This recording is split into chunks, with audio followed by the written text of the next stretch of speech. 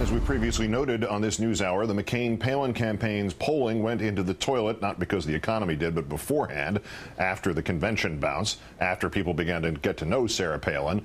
And in our fourth story tonight, she returns to sell her book. It seems to be happening again, and not just at the polls, also at the cash register.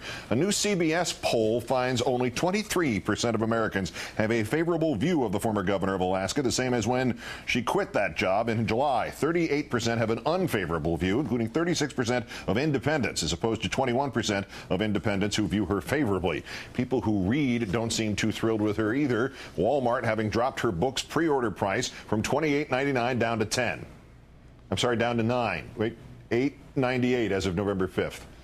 One theory, maybe nobody believes her anymore. It's a strong possibility, given the impossibility of tracking all of her lies in the book and in promoting it. The Sarah Palin Dishonesty Tracking Center working overtime. Is that Andrew Sullivan next to the guys from the Associated Press back there?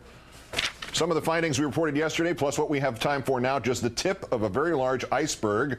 To her credit, the lies display no partisan bias. She lies to the right wing and mainstream alike, mostly that we know of, about the campaign, for which there is plenty of rebuttal evidence, much of it from her own words. We told you last night, Palin claimed she wanted to do Saturday Night Live while her own emails from the time said otherwise. Today on ABC, Palin complained that Saturday Night Live made up things she never said, apparently saying so oblivious to the definition of parody. She strongly implied that she never said anything like, "I can see Russia from my house." I think that there was a blurred line there between what Tina Fey was parodying and saying and what I ever said. Let's take, for instance, she saying, "I can see Russia from my house," pretending that she was me. And I can see Russia from my house. Well, of course, I've never said that, and yet the line was blurred, and I think people, because it was repeated so often, perhaps believed that I had said such a thing. People did not believe you said such a thing because it was repeated so often. It was repeated so often not only because it rang true, as good parody does, but because, in fact, you did say such a thing. In fact, you said something far worse, saying straight-faced that seeing Russia from your state made you qualified to deal with Russia's invasion of Georgia, which is nowhere near Alaska. What insight into Russian actions, particularly in the last couple of weeks, does the proximity of this state give you? They're our next-door neighbors, and you can actually see Russia from land here in Alaska, from an island in Alaska. Some of her lies are clearly spur-of-the-moment attempts to make herself look better. For instance, in the clip you are about to see, Palin either lies to Oprah Winfrey, and you don't lie to Oprah Winfrey, oh no, or she reveals that she lied to the McCain campaign. The context was Palin telling Oprah Winfrey that after she told a reporter she disagreed with the campaign decision not to fight for Michigan, she defended herself against campaign staff criticism by saying, in essence, well, I only told the reporter that because this was the first I was hearing about Michigan, that it was the reporter who told her. For instance, they saying, what do you think about the campaign pulling out of Michigan? And I think, darn, I wish we weren't. Every vote matters. Can't wait to get back to Michigan. And then told afterwards that, oh, you screwed up. You went rogue on us, Sarah. You're not supposed to be.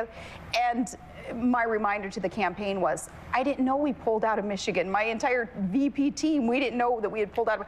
I'm sorry, I apologize. But speaking candidly to a reporter. You heard it from the first. Right. So she told the McCain campaign, or told Oprah Winfrey that she did, quote, I didn't know we pulled out of Michigan. Surprise, that's not what she told the reporter who asked her about Michigan. She not only told him she already had read the news, but said that it was not a surprise. Well, that's not a surprise because the polls are showing we're not doing as well there, evidently, as we would like to. But I read that this morning also. And then there are the truly inexplicable lies, the lies that seem to serve no purpose unless she thinks they will please her audience of the moment. CBS News reports that Sarah Palin herself told the McCain campaign that her daughter Bristol was pregnant. She told Ms. Winfrey she was surprised the McCain campaign knew that. I would have thought that you would have been concerned about them finding out about Bristol's pregnancy. Weren't you surprised that they knew? Because at the time, only the family knew. I was surprised that they knew. Perhaps strangest still are the gratuitous lies that serve no purpose and that no one outside her family could disprove. Who, for instance, could possibly say whether she held a family vote on whether she should run for vice president? If she stuck with just one answer, no email nor disgruntled aide could say otherwise. The only person in this case who could reveal that truth simply does not matter to her is her. What was your family's reaction? Was that time to huddle and have a hockey team meeting?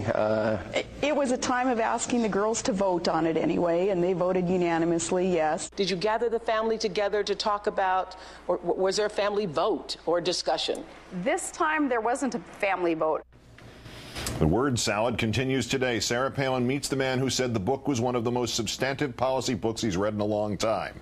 It's Orly Tate's Limbaugh, and given his grasp of policy, I'm going to say that's not only probably true, in fact, it may be the only policy book he's ever read. Next.